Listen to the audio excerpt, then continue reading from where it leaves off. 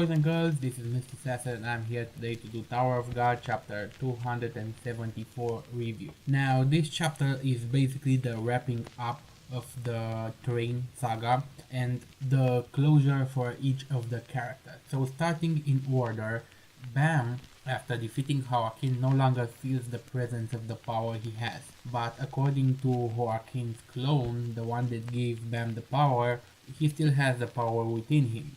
But now the souls are calm.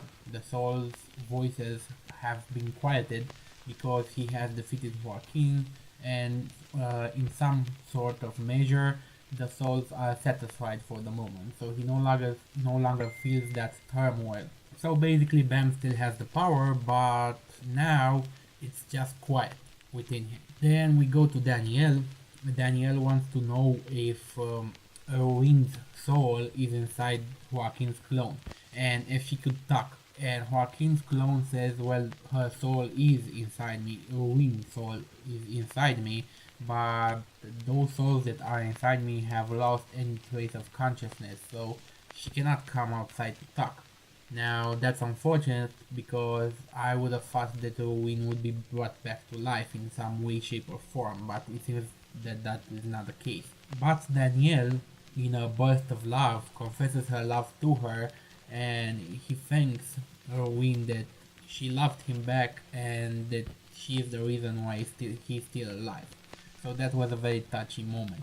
Joaquin also has a flashback when he was a child and he first met his father. And as we all know, his father is Lord of the Eri clan, Lord Han Eri. And he was the leader, basically, the Lord. He was the most powerful guy in there. He talks to Joaquin and Joaquin tells him that his life goal is to be chosen as one of his followers, because we all know that the lords of these clans have a lot of children. And the goal of Joaquin was to be chosen as a successor and basically gain more power than his father, become even more powerful, surpass his father. And of course his father tells him that that's not going to happen, that I am the most powerful guy in here.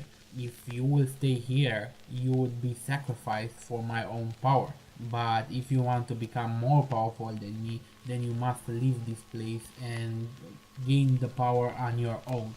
So that was a very harsh thing to do because I don't think Joaquin at that time was more than 5 years old. I think that was his age, 6 years old according to the pictures. So sending a 5-year-old into the wild to gain his own power, that's kind of a rush. And that basically created Joaquin as he is today because his father told him that he would sacrifice his children to gain more power. So he got that mentality from there, and then he banished him into the wild so he would become more powerful. So we can see that actually Joaquin's father, Lord Han, was the actual bad guy in here because he created the monster that Joaquin was today. And there was one more thing in there. Apparently only the Ha family and the Kun family were able to rival the Eri family. And I should brush off on the history of the families because the families in Tower of God are becoming more and more relevant as we go into the story. And because the names of the families, except Zahar, they don't come out that frequently, I keep forgetting them, so I need to brush up on my history. But anyway, returning to the chapter, right after these facts, the ceiling of the core starts crumbling and acid starts pouring in. And now everybody needs to get out of there fast.